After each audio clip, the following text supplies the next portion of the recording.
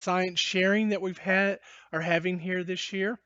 Uh, our first one was on GEFE methods review by Matt Scalara a couple of weeks ago, and then this month's is by Mark Willis, Vicky Oliva, I almost say Olivia, Matt Scalara, and Steve Paff. It's about three distant tropical cyclone swell events from 2021. Henri and Larry is what was publicized, and I see we now have bonus coverage of Sam. So, Mark, I'm not sure which one of you four start, but I'll let you take the lead. Yeah, thanks, Reed. Yeah, when we came up with this idea, I think it was before Hurricane Sam had developed. So, but it turns out that that it was a good opportunity to include Sam as well. It's not every year you get three fairly significant swell events from distant tropical cyclones. So we wanted to take a step back and see what we could learn from it. Before I get started, just wanted to thank Vicky, Matt, and Steve. I know everybody's got a lot of stuff going on, including shift work, so it's much appreciated that you guys were able to contribute to this. I also appreciate that we were able to do this when it was fresh in our minds. It would have been easy to wait until next spring to do it, but I think it was a good exercise to look at this stuff right after the events had occurred. So just a little bit about what we're going to talk about today. Again, as I mentioned in the last slide, we had three fairly substantial rip current outbreaks from distant tropical cyclones in 2021 with Henri, which was mainly a tropical storm when it was producing swell for us. It became a hurricane when it was close to the latitude of Wrightsville Beach, and then maintained a hurricane as it moved north. Hurricane Larry, which arguably was the most substantial event of the year, and then rounding things out with Hurricane Sam in late September, early October. The first thing we wanted to look at was, all right, how rare was this? Is it common to get three swell events from distant TCs in one hurricane season? Is it rare? So we're going to take a look at that. Most importantly, probably some of the observations, both the buoy obs and surf observations, including our rip current reports from our lifeguard partners.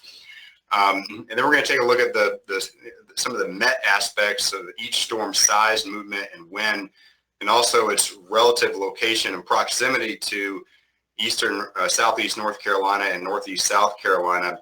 There's some key characteristics in each storm that I think led to what you're going to see in the buoy and rip current observations. And then, we had great opportunities, especially in Larry and Sam, to beat the guidance based on some of the data from the West Bermuda buoy. We're going to go over that. One of the biggest challenges that we have, in my opinion, in our office is how does frying pan shoals impact these swell events as they begin to make their way towards Brunswick County, a largely south-facing location. This is a big challenge, not only for us as forecasters, but the models have historically done maybe not that great of a job, especially when you get south of Cape Fear. We're going to look at some of that. Matt's going to go over some of the great work that he's done with some of the tools that we have at Wilmington with the ILM blend. He's going to go over that and also some of the verification. And Steve's going to wrap things out with going over some of the IDSS we provided. And Vicky and I are going to go over some of the observations. So this slide has a lot to unpack here, but what I'm trying to do in a very qualitative sense here is grade each storm based on some of the meteorological characteristics that each storm had. And I'm going to go over that final qualitative grade in a minute, but let's look at Henri. And by the way, the big bolded B on each one of these maps is Bermuda. That's not the grade, and I know that probably is a little bit confusing. The highlighted area of the track of each storm is really the prime area of swell production for our CWA, really. And what we're looking at here is when the storm is either moving very slowly, moving at you, especially at you. That's really when you get good swell production from a distant tropical cyclone or any storm, compared to when it's moving away from you, when a lot of things are going against you. So let's look at Henri. Henri was the peak kind of swell production period. Again, this highlighted area here in this gray box or this blue box here, August 17th through the 21st, led to about a 3-day swell event from August 20th to the 22nd. Not the biggest size storm with respect to the radius of tropical storm force and storm force winds. The tropical storm force winds only extended about 90 nautical miles northeast of the center, which again is those winds aimed at us in the Wilmington CWA. I blankly gave that a D on an A to F rating. The movement, I gave it A. It's moving right at you here from the 17th through the 21st. Wind speeds, again, tropical storm force, I'm going to give that about a C. The proximity, very close to us, again, it was west of Bermuda. I'm going to give that an A, and just qualitatively overall rating of a C plus there. Looking at Hurricane Larry, its prime swell production period was September 3rd through the 9th, when it was a major hurricane moving right at southeast North Carolina and northeast South Carolina. The swell event was a whopping 6 days from September 7th through the 13th. Looking at some, again, those qualitative gradings here. The size, I gave an A. It had a pretty nice size radius of tropical storm force winds and also storm force and hurricane force winds. The movement, an A plus. You can't get better than this. It's moving right at our CWA there. A plus. Wind speeds, I gave a B, and proximity, I gave a B. Just a little bit east of Bermuda, so not as close as Henri. Overall score was an A minus. And last but not least, Hurricane Sam. The size, I gave a B. Movement, an A minus. Wind, an A. It was a little bit stronger when it was in that core swell window of the Wilmington CWA there. The proximity, I gave a B for an overall grade of a B plus. Again, this is purely subjective, but a way that I could look at these individually and say, okay, overall, Larry and Sam were really special wave makers in my mind. It had some very good characteristics of their size, movement, wind, and even proximity that led to these fairly significant swell and ultimately rip current outbreaks. So we wanted to look at Larry and Sam to say, okay, how common is it to get two major hurricanes that are in this so-called sweet spot? And I'm calling this a sweet spot because it's close enough to where you're not getting a ton of decay. Waves aren't traveling thousands of miles like Lorenzo in 2019, which was over 2,000 miles away. This was not nearly as far, but far enough to where, okay, it's not technically in the radar of a lot of beachgoers, which can be a dangerous situation because it's recurving out to sea. We think, okay, we're safe from it, but it's actually close enough to where, again, you're not getting that significant decay and attenuation like you do from some of the more distant tropical cyclone events. So it turns out that since 1842, and again, this is straight from the Coastal Services Center historical hurricane track tool, that there's about 0.3 per year or 0.3 major hurricanes per year in that so-called sweet spot that I've very qualitatively defined here. There's been 54 Cat 3s or higher in that sweet spot since 1842. So this year we had 2. So I think that's fairly significant, but there's a lot more that goes into this when you start talking about, okay, how many rip current outbreaks do you get from distant tropical cyclones in general? And again, as we learned in Lorenzo, just because it may be in the sweet spot doesn't mean it can't be a significant rip current and swell producer. And I'm going to turn it over to Vicki to go into some of the details of some of this more historical context. All right. So good afternoon. So yeah, like Mark said, that sweet spot is pretty good for significant swell generation for us, but we also can get significant swells from, storm 2,000 miles away like Lorenzo, maybe some strong storms down in the Caribbean. So it doesn't have to be in that sweet spot. But so I was looking at our lifeguard spreadsheet from all our reports since 2004. And since then, we've had about 11 years of 3 or more distant tropical cyclones that impacted local surf conditions. So to me, that was either moderate or strong rip currents, excessive rescues, or even like fatalities. To me, that qualified as a significant tropical cyclone. There's also quite a few that occurred outside the surf season, so it's definitely not set in stone, but it's not as uncommon as we would think. Actually, the last few years we've had a run of bad luck when it comes to distant tropical cyclones. Last year we had Paulette, Teddy, and Epsilon. 2019 was Jerry, Umberto, and Lorenzo. And I believe 2018 and 2017 we also had some distant swells. So it's definitely an issue around here. Since 2000, there have been 22 surf deaths due to tropical cyclones in Carolinas as part of a project I'm working on. And over half of those were due to swells from distant storms. And so that's pretty significant. And I want to point out, like, the average category of these storms is about 2.6. And so it's the further away the storm is, it definitely takes the stronger winds to generate swells to get to us. So it's kind of hard. I think there's only a handful of tropical storms that led to significant impacts. It usually takes the near major storms, if not major storm, to cause us some issues. Next slide. All right, so this is just something I put together showing the kind of the distant storms that have impacted us since 2004 on the left, and the right is what I kind of classify as the truly distant, those that were a couple hundred to thousands of miles away from us. And so you can see there's definitely a cluster around that sweet spot near Bermuda, but you also have storms, far in the Eastern Atlantic. You've had a couple of strong storms down near the Caribbean, which I think includes Maria and Irma. You also have some storms that are, just tropical storms. And you can see I do have Florence listed on a, quote, distant storm map, because we did see some strong rips on our beach days before Florence even got to us. And so, again, it might be that same perception that, storms days away, we're fine. So since impact happened while it was distant, I included it on the map. But there's quite a wide area of storms that have impacted us. Next slide.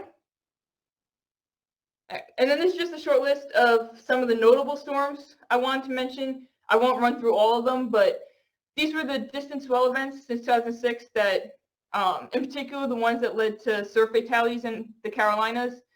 And we're all familiar with Lorenzo in 2019 that led to 4 North Carolina deaths. And then in 2010, I wanted to highlight the Colin was a tropical storm that kind of stalled offshore, I believe, for like a day or so.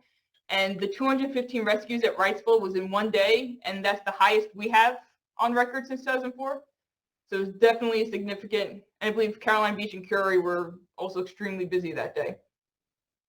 But last few years have definitely been really busy, but we do have a history of these storms. And so, yep, that's it. So back to you, Mark. All right, thanks, Vicki. So we're going to go over some of the buoy data from each one of these events. And just for reference, for those that aren't operational folks at the Wilmington office, so we're going to take a look at some of the buoy data from the 41110, which is just east of Masonboro Island. That's where the majority of the data I'm going to show you is from. I'm also going to reference the Wilmington Harbor buoy 41108, just south of the mouth of the Cape Fear. It's also just west of Frying Pan Shoals, which gives us a nice opportunity to see, okay, are things changing as they move in lee of the shoals? So we got a little insight on that. But we really wanted to look at the 08 buoy to say, okay, are there any signals there that tell us, okay, what ultimately may happen with respect to the surf in Brunswick County? Because historically the observations have been a little bit of a challenge there, although it's getting better thanks to Vicki and others in our office, but it's a very challenging area to forecast for because obviously it faces south. So looking at the Henri swell from, again, August the 20th through the 22nd. So this one peaked at about 4 feet at 11 seconds. on the late on the 20th. It was a 2 to 2.5 day event. We did see almost a foot change with respect to the peak at the Wilmington Harbor 08 buoy, only about 3 feet at 11 seconds. So that was interesting to me that the peak there was a decent bit smaller. And we're only talking a foot, but still, when you're talking about mid to long period swells, that can be somewhat substantial when you're inferring what that may produce from a shoaling and surf height perspective. So there was a little bit of a decay there, which was a little bit interesting. Not a substantial signal, but a signal nonetheless. Looking at the Hurricane Larry swell, again, this was just an amazing 6-day swell event from the 7th through the 13th of September. I will say that luckily this one was right after Labor Day. I think the beach population came down quite a bit, which potentially may have influenced the amount of issues that we had. But Steve's going to go into some of that later in the conversation as well. But this one topped out right around 4 feet or just over 4 feet at 17 seconds. So the height wasn't all that much bigger than Henri, but the period was significantly longer. And again, that was attributed to the major hurricane status and also the size of the storm, as we went over in that second or third slide when we went over some of the meteorology of the 3 storms. And again, just a substantial swell event for 5 days. The 08 buoy, the Wilmington Harbor buoy, peaked right about the same size, 4 feet at 17 seconds. So not a big change as you move west of the shoals, but there was also a lot more south in this swell than Henri. It was like from 140 to 150 degrees, where Henri had a bit more east in the direction. So perhaps that allowed more of the swell to sneak up west of, I might have said Diamond Shoals, but Frying Pan Shoals. I'm so used to the Outer Banks. But yeah, so perhaps that south direction prevented some of that swell from decaying as it traversed the Frying Pan Shoals. Last but not least, looking at the Hurricane Sam swell, also nearly a 5-day swell event, so a very long duration rip current and swell event. This one topped out around 3.5 feet at 17 seconds at the Masonboro buoy, and just a little bit smaller at the Wilmington Harbor buoy, and again from more of a south direction out of the southeast from about 140 degrees when the swell peaked right on October the 2nd there. So not a big change from the Masonboro observations compared to the Wilmington Harbor buoy. Again, as I mentioned very early in the presentation, great opportunities to beat the wave model guidance, in particular the GFS wave. It was very, very clear early in this event that the Bermuda buoy was higher than the wave model. You can use that to your advantage as swells are going to move downstream, and you can say, okay, this is going to impact both the timing and the size of our swells locally. We got some great data upstream at the Bermuda buoy, then we can infer what that's going to do locally. And I just got a little table here of the swell travel time from the West Bermuda buoy, which is about 430 nautical miles away from the Masonboro buoy. 10 seconds is about 30 hours to get from point A to point B, and 17 or 18 seconds, about 16 to 17 hours to get from the West Bermuda buoy to right off the southeast North Carolina coast. So again, if a swell is moving from a storm that's well offshore through the Bermuda buoy and ultimately is going to impact us locally on our coast, you can use that to our advantage. It's going to, if it's longer period, it's going to arrive earlier, and it's bigger, it's probably going to be a little bit bigger than what some of the models suggest locally.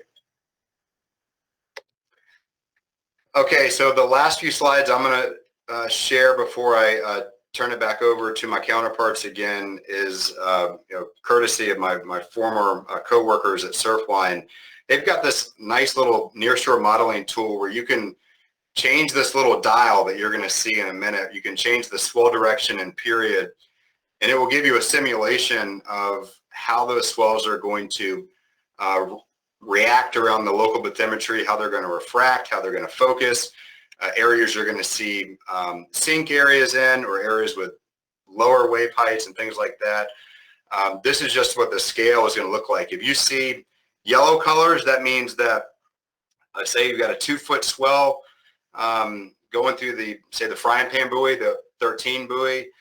It's going to be about 2 feet as it reaches the shore. But if you've got a 2-foot swell offshore and you're seeing some red colors, you're going to get higher or focusing than that deep water swell height once it starts, doing funky things around the bathymetry. So a red colors might be 2.5 or 3 times that initial height in deep water as it starts to do those fun things around the bathymetry. But if you see some green or blue colors, that mean you've got a sink, right?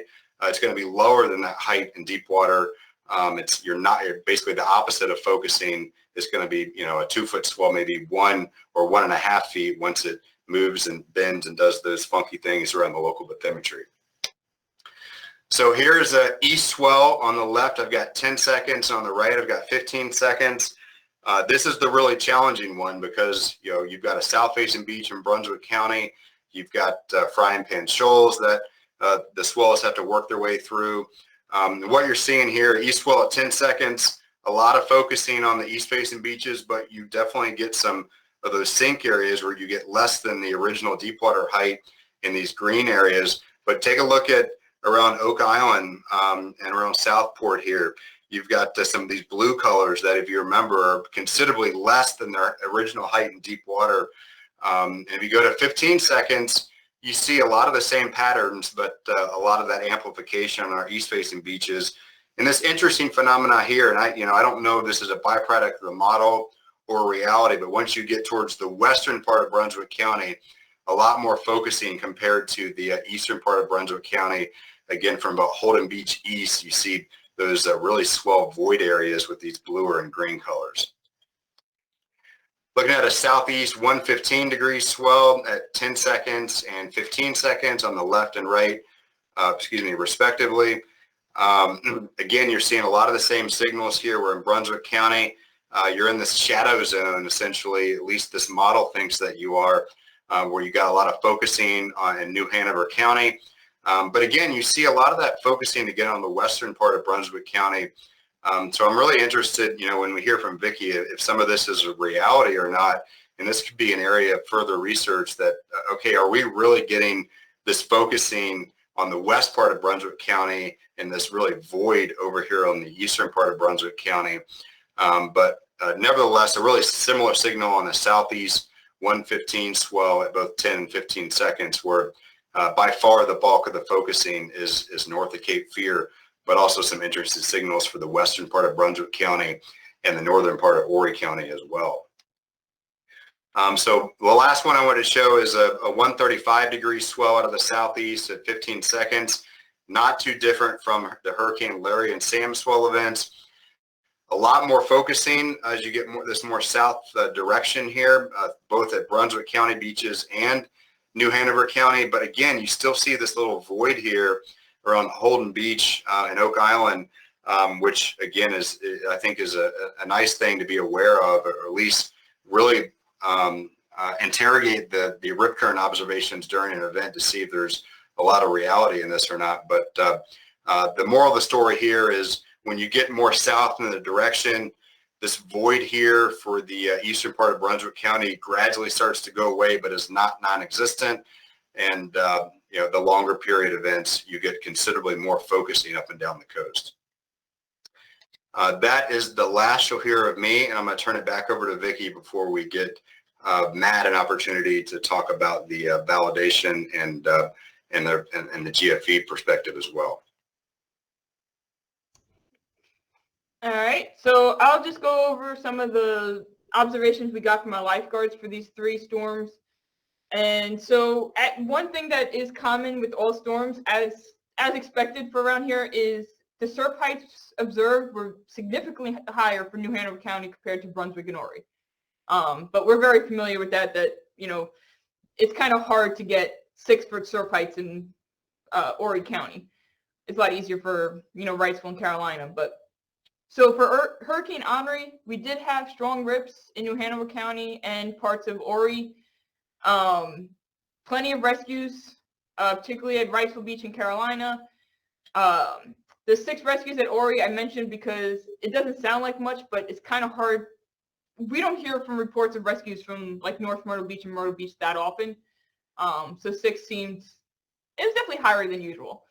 And then as you see for Brunswick County, like Mark had mentioned, there was actually, we heard of moderate rips at Sunset Beach, which is far western Brunswick, almost near the Horry County, South Carolina border. But Oak Island only reported weak rips on the eastern part.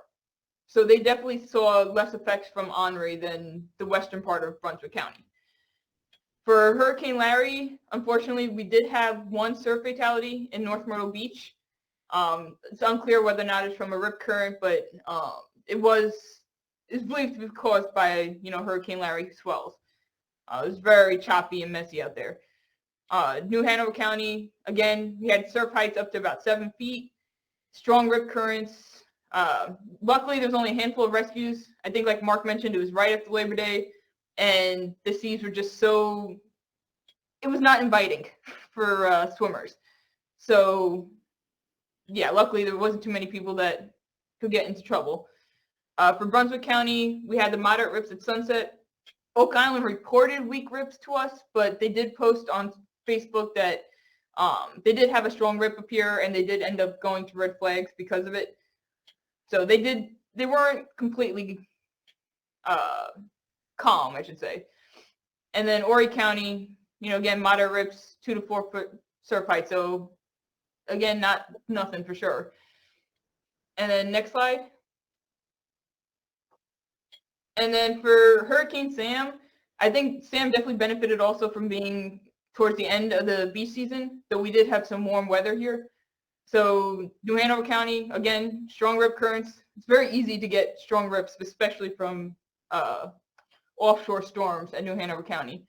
And one thing I want to point out is we did have 30 rescues from Wrightsville on October 2nd, and that's the most single-day October rescue number we have. And so, because you don't usually have that many people in the water once you hit October. But warm day, Wrightsville Ocean Rescue was pretty busy. Brunswick County, Sunset Beach wasn't reporting after September, so we only had from Oak Island, but they did have some moderate rip currents. And Horry County was very limited reports. Again, the late season kind of hindered OBS, but Sam was not insignificant.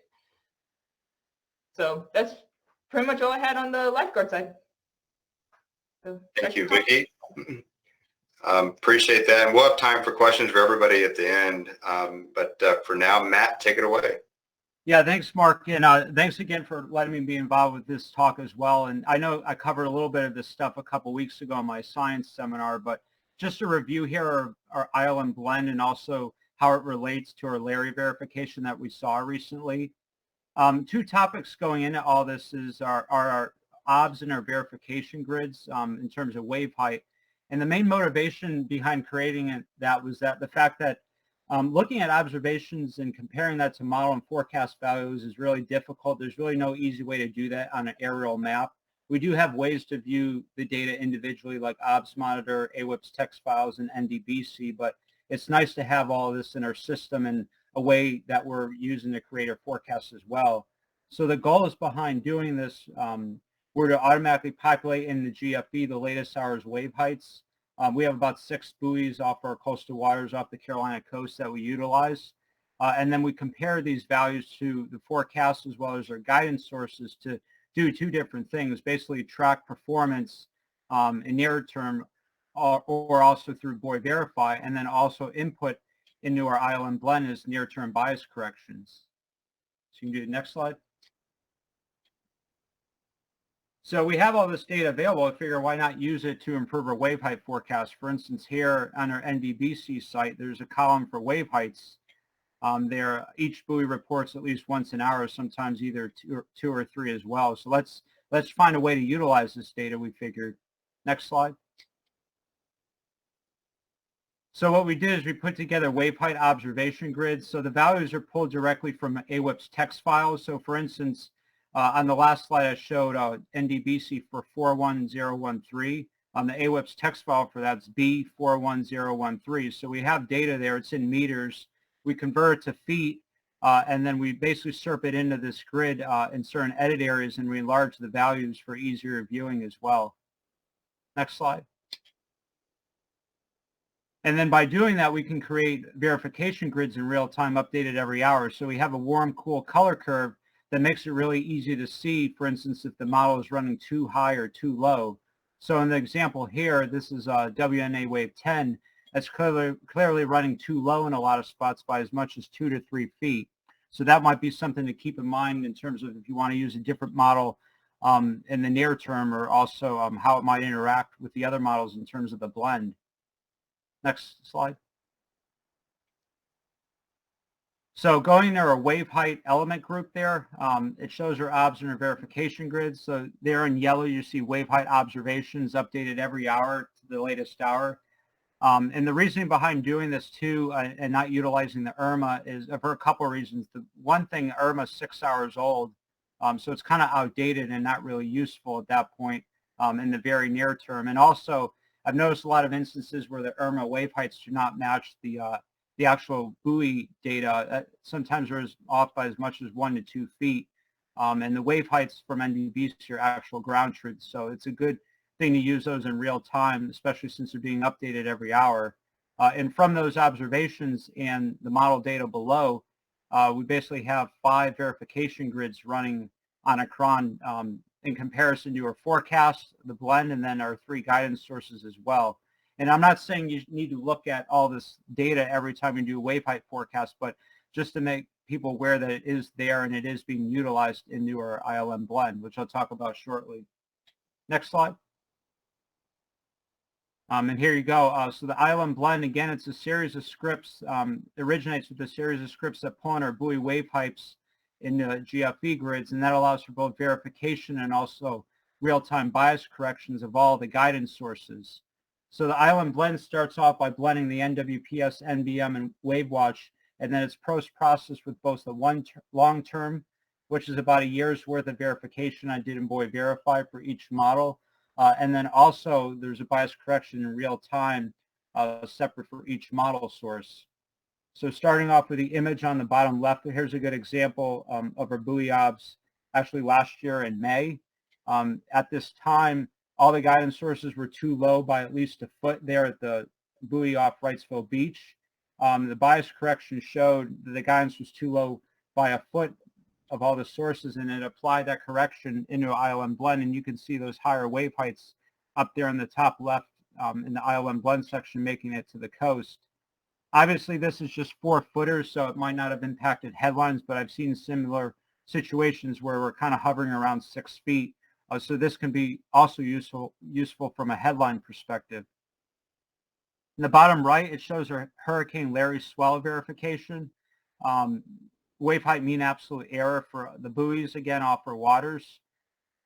You can see the value of having that near-term bias correction in the first period, especially where the amount of error from the ILM blend was less than half as much error as the NBM.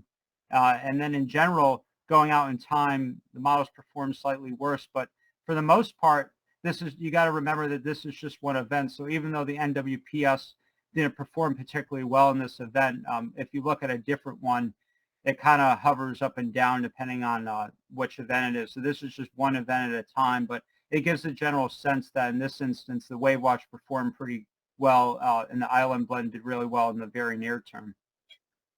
Okay, next slide. In terms of how to load, this is my final slide, how to load the wave heights into the forecast database. The advantage of using this procedure is it allows you to use all the guidance sources and do the entire wave height forecast from one single GUI.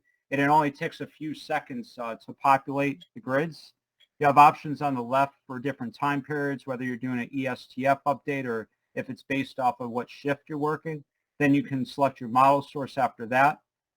Following that, you can adjust the output up or down. So for instance, like with what Mark was saying before, if you were kind of anticipating that the model guidance was too low a few days out, you can very easily maybe select that time range there on the left and then adjust the output, add 1 or 2 feet to what you're getting. Because remember that the main benefit of the ILM blend bias correction is just in the very near term. But going out further in time, you might be more willing to adjust it with that option there in the middle. Also, in instances with strong onshore flow, there's cases where you still have some really low pixels right along the coast, and by selecting maybe no lower than 2, 3, or 4 feet, that allows you to set a higher wave height minimum as well, because some mariners might be checking the point and click forecast directly off the coast, so that would be helpful in that regard. And then finally, you can incorporate the previous official forecast really easily as well in the next option on the right, blending it either 2 to 1 or even doing an equal blend from what you started with and then what your official forecast is. And then finally, there's some smaller options to interpolate or save the grids as well. So I'd be happy to take any questions on this afterwards, but I think Steve's going to go through some DSS slides now. Yes. Thank you, Matt. I know we're very blessed to have all those great tools at Wilmington, and I know you're always eager to help other offices as well. Thanks for that. And yeah, we'll turn it over to Steve to bring us home with the IDSS review. All right. Thanks, Mark. I appreciate it.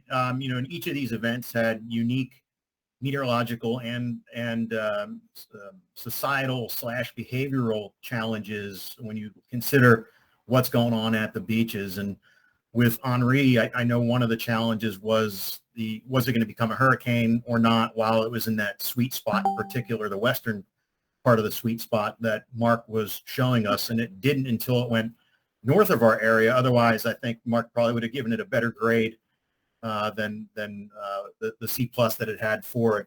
But what it had going for it at the beaches weather-wise was a period of beautiful weather, inviting people to the beaches. The time of the year is before school started, so the population was up. So there was that challenge in place. And you know, with it being August 18th was when we started our briefings. We ended up doing 3 one-pagers and had one translated slide sent out through the MASS team. And what a phenomenal resource they are, multimedia and Spanish team, and getting us that you can see a little slide there below the bigger one was that translation. And I was just blown away by how far that slide had gone through our partners and getting to a group of people that we hadn't had before. And I really think we hit on an underserved community during this event, and proved fruitful for the subsequent storms as well. But this is one we did email them to the inland WFOs and ask for them to share them through their social media and their blast list with their partners and so on and so on. So this is a great force multiplier type of event, just with one slide being shared to literally thousands, tens of thousands of people. Okay, Mark, can you get to some of these bullets here? And, Eric Hayden was away on leave at the time, but, I wanted to show some of the feedback we got from our peers and from our partners. And he was very impressed by the efforts that we had done, not only with our partner briefings, but also with what we posted on social media. Here's one from a partner with Wilmington Healthcare, thanking us and just letting us know that, she had sent it to over 350 people in the Wilmington, Brunswick County, and Jacksonville area where they have facilities. And I also wanted to thank our inland offices in particular. This is an example Nick Petro had sent out to his blast partner through email, sharing on behalf of our office and highlighting, a lot of the work and efforts that Vicki had done to highlight the heat map from the inland areas where all of our drowning victims are coming from, 80% away from the coastal areas. And how do we get to those people as they make plans to come and visit our beaches?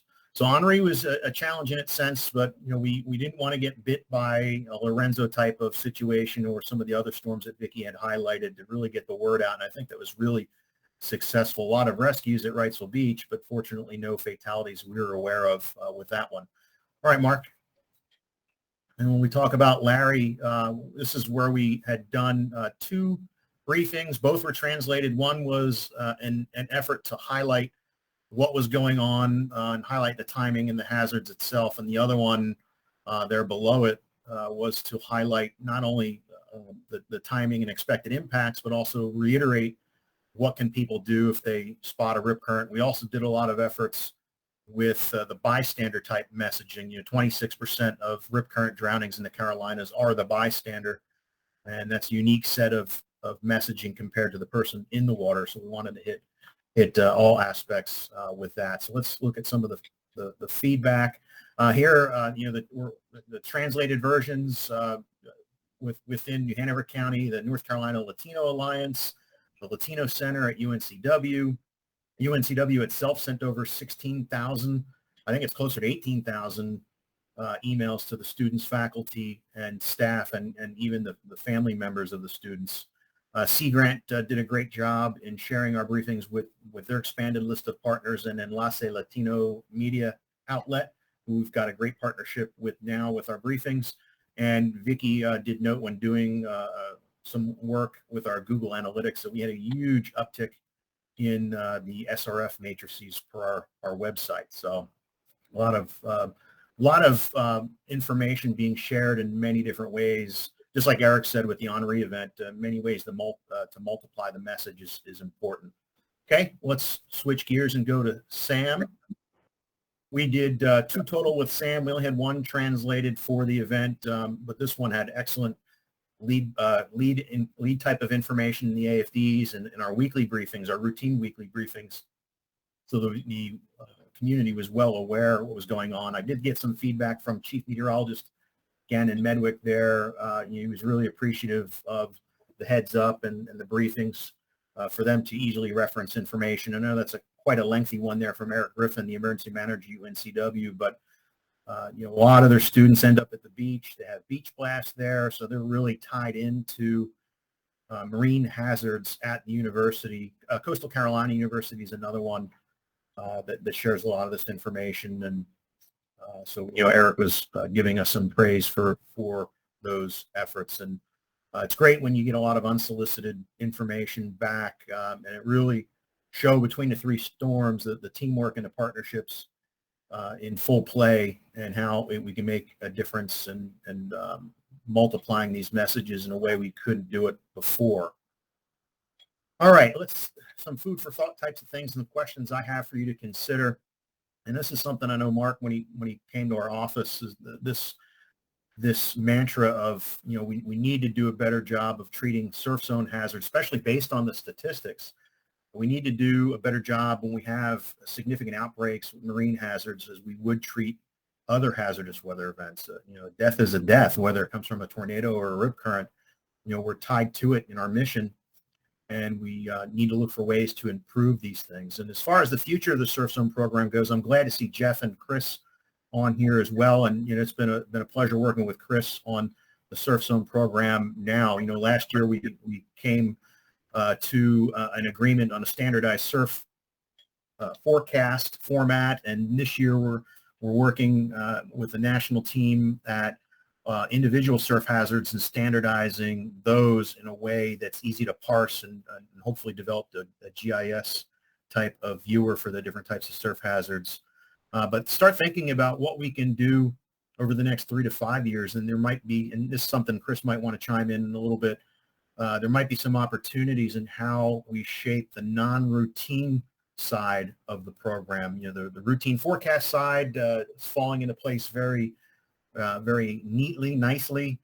How can the non-routine side of it go, where we're providing consistent services from WFO to WFO, and we're doing it in a way that ties back into that first bullet. So, the feedback that we provide submit the Eastern region is going to be key here in the next 3 to 5 years.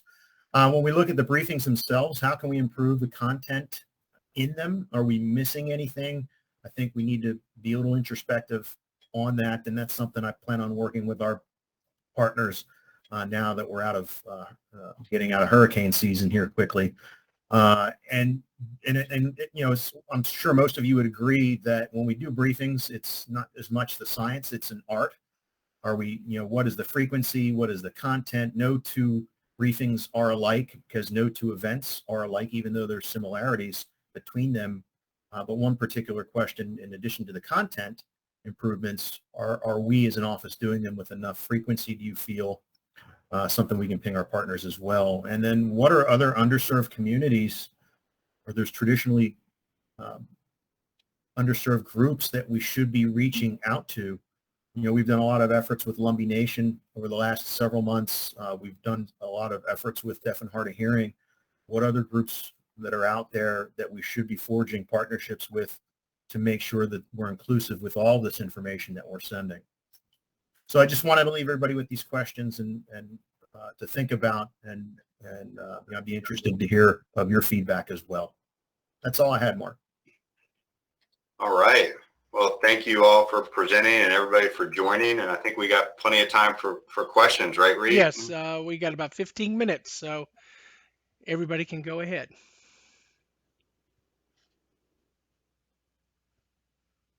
Any questions?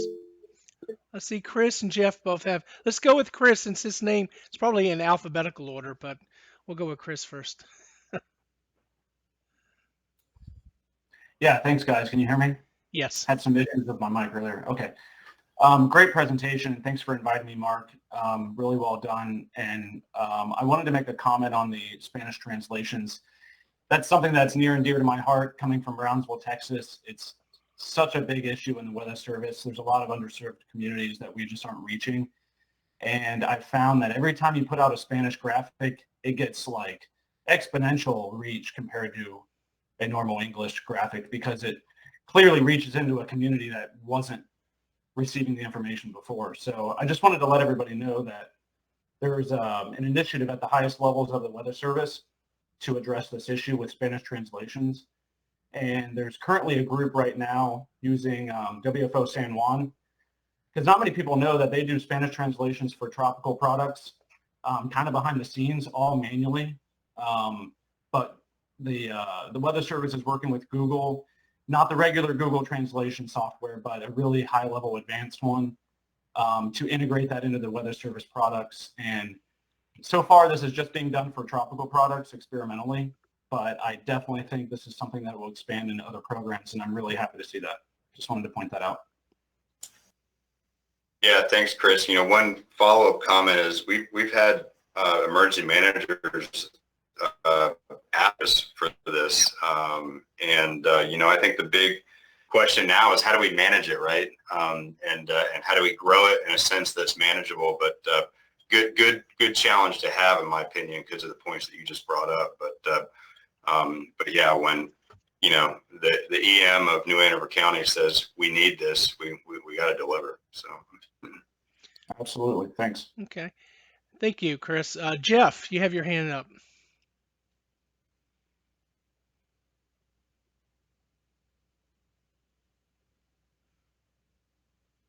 Jeff, where are you muted? There you go. Can anybody hear Jeff? No. Can't hear you. no. No. Anybody read Jeff's lips? You can use the chat box maybe. Yeah, well, okay. He's looked like lava. Is there any other question? Oh, Jeff's back on. Let's see. All right, Okay, can there you hear me now? Yeah, Yes. I was Yeah. reading your lips All right, like Tommy Lasorda from the, you know, under the, go ahead. Yeah, I don't know why the sound dropped out because I wasn't muted. Well, first, great presentation, and really important stuff about underserved communities.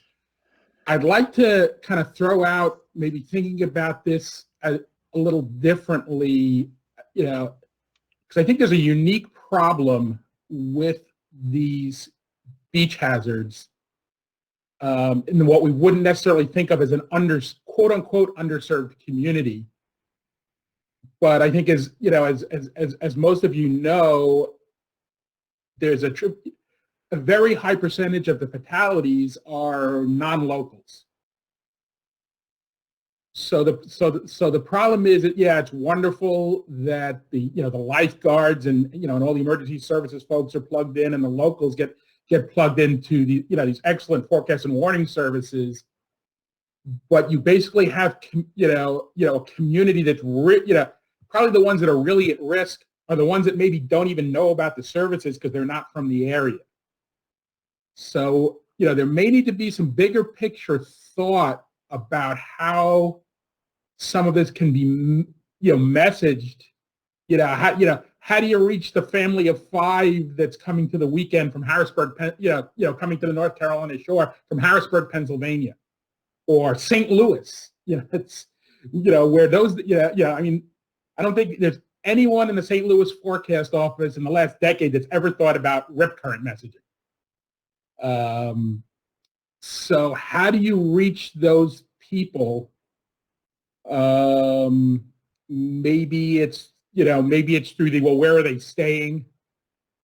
So that if the hotels and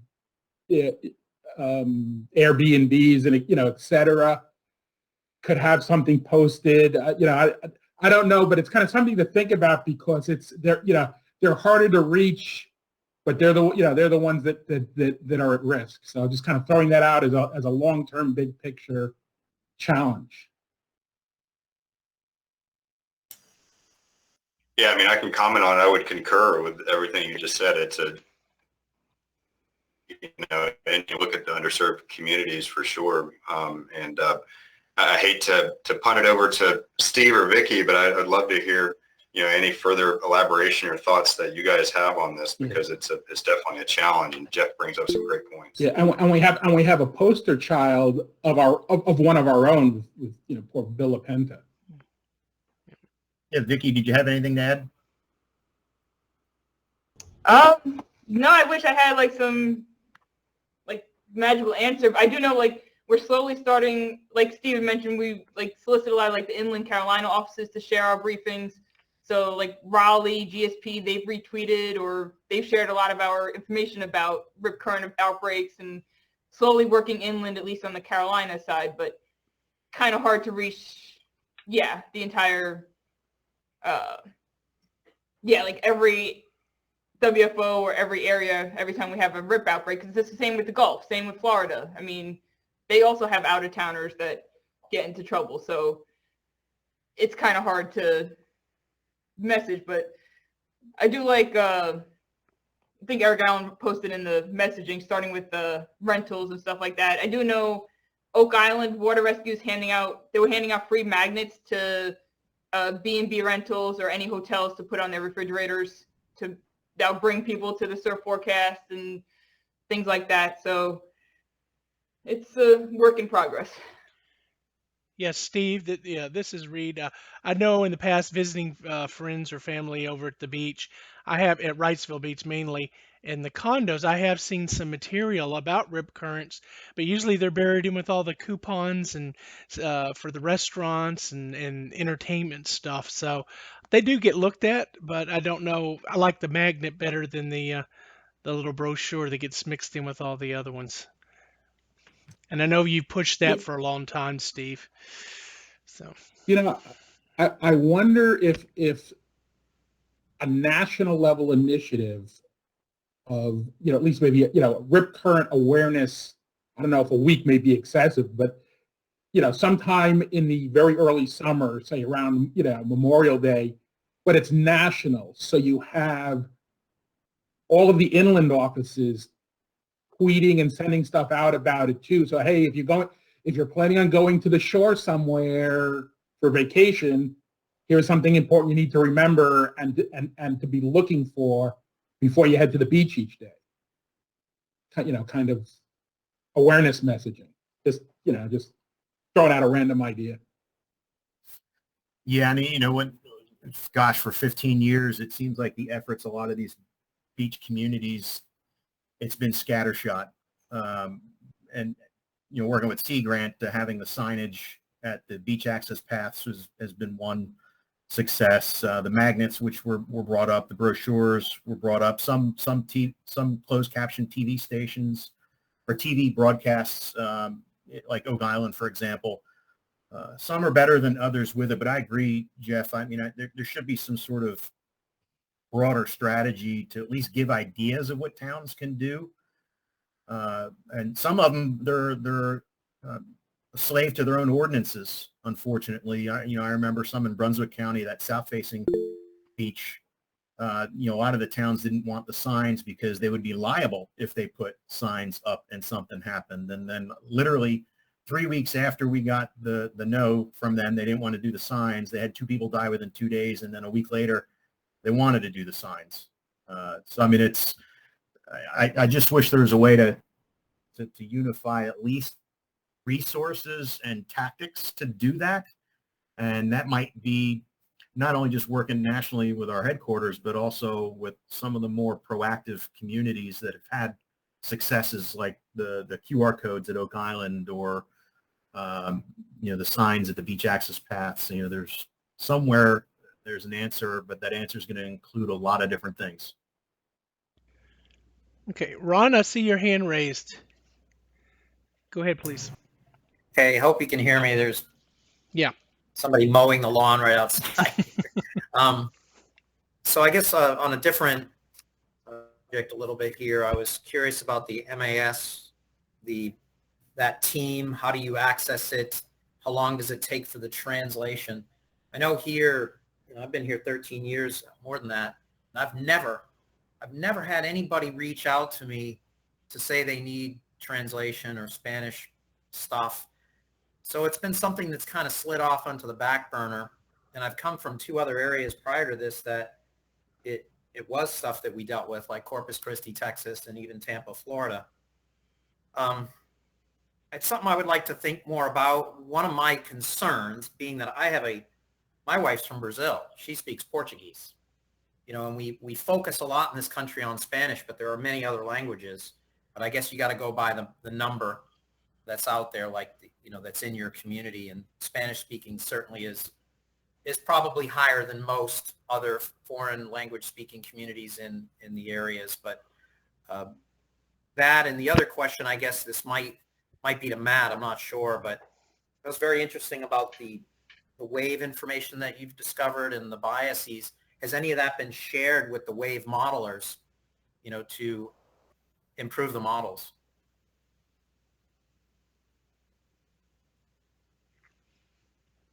Matt, you still there? Oh, hi, Ron. Yeah, this is Matt. I did post a year or 2 ago on the RTMA IRMA board, VLAB board, about the NBM wave height issue. And I think for now, they just have to figure out the land mask difference issue there. There's a little bit of a gap there at the coast where we have no wave height data over the water. So I think for now, they're kind of just recommending to use NWPS for the most part. But otherwise, I know a lot of it's buoy specific, and some offices don't have that many buoys and others have more. I don't think your office has that many, so it'd be a little more challenging to go that route, but it's just something to consider more so down the road, though. If you're ever interested, feel free to reach out. Great. Thank you, Matt. Rachel, go ahead, please. Hello. I just wanted to follow up. Great presentation, by the way. I just wanted to follow up on the Spanish translations. I'm actually working on a national team, and we are just addressing that in full force, that and the mobile aspect of our web pages. So we have a follow-up call next week, and we'll be continuing that issue. We had everyone that was involved with Spanish translations, and coming from San Juan, I know a lot of people that have been doing it, involved with it, and we are working on that aspect. And the one issue they were talking about was the Google translation software. It is at a much more sophisticated and higher level and much more expensive, therefore. So they're trying to figure out different avenues to bring Spanish translations to the web pages and have it mass marketed more. And there is that one team right now that does work pretty much volunteering Spanish translations. And of course, there's the San Juan office that does it officially. Okay, thank you. Any other questions? Yeah, I think just to follow up on the translation, that it needs to be relatively quick, obviously, right? I mean, if it's days turnaround, that's harder to deal with operationally. And it has to be something that is available on a large scale, since we can't depend on an office having a Spanish-speaking person that could adequately proofread something and make sure that it's correct. And that's the problem we had years ago in Texas. We happen to have our ITO was manually going through stuff and proofreading it, but that's obviously not an option for everywhere. And I think as technology continues to improve, we'll just run stuff through a translator and be done with it. So that's it's good to know, and I just want to know what the resources are out there. I know it's been talked about before, but because of the lack of, I guess, push for it, or people just aren't asking for it much, and I don't know why, because we have a lot of Spanish-speaking communities. It's just not being pushed, so it's been falling onto my back burner with all the other stuff on there. So I'm interested in hearing quick and easy, or I shouldn't say easy, but efficient solutions to getting stuff translated. Okay, Mark. Yeah, just one comment to follow up on Ron. So we've had pretty good luck with the turnaround. I would say, and Steve, correct me if I'm wrong, that it's ranged anywhere from literally 15 minutes to a couple of hours when we needed a briefing turned around and converted to translated to Spanish. There's a Google chat room that is used as an interface with the MAS team, and they also have an email address, and I think we've used both of those. It's been quick, but I will say, it's a group of volunteers, right? They all have other jobs, which can make things challenging. So I think that's something we need to put into perspective, that it's not like it's a full-time resource sitting there, but we have had really good luck with it at Wilmington, anywhere between 15 minutes and a couple of hours. Okay, thank you, Mark. We're at the top of the hour. I appreciate everybody who has joined, and I thank Mark, Steve, Vicky, and Matt for their presentation. They're their great work. And we appreciate you joining us. And this is being recorded, and I will try to have it out and share it with the offices later today. Thank you. Thanks, everybody. Thanks, Reed. Thank you.